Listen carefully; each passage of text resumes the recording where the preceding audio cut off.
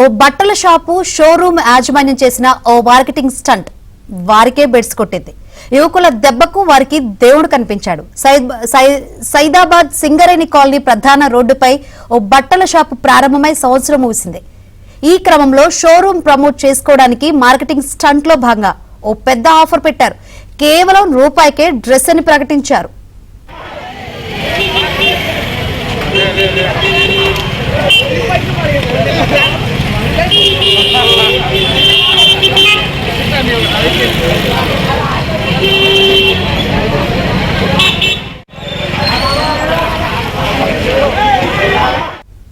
ఇది తెలియగానే యువకులు పెద్ద సంఖ్యలో ఆ షాపు దగ్గరకు చేరుకుని డ్రెస్సుల కోసం ఎగబడ్డారు.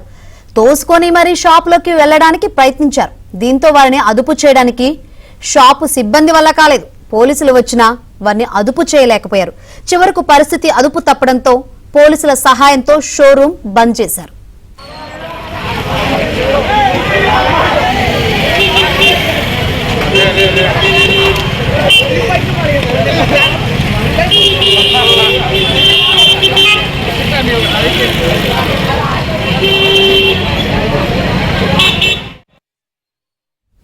మొన్నటికి మొన్న వికారాబాద్ లో సైతం ఓ షాపు ఓనర్ కు కూడా ఇలాంటి అనుభవం ఎదురైంది.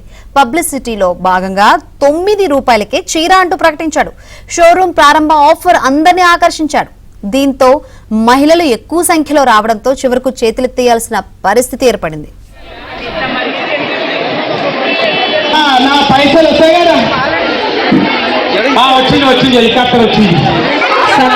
అంతే అండి, చీర కొట్టుకుని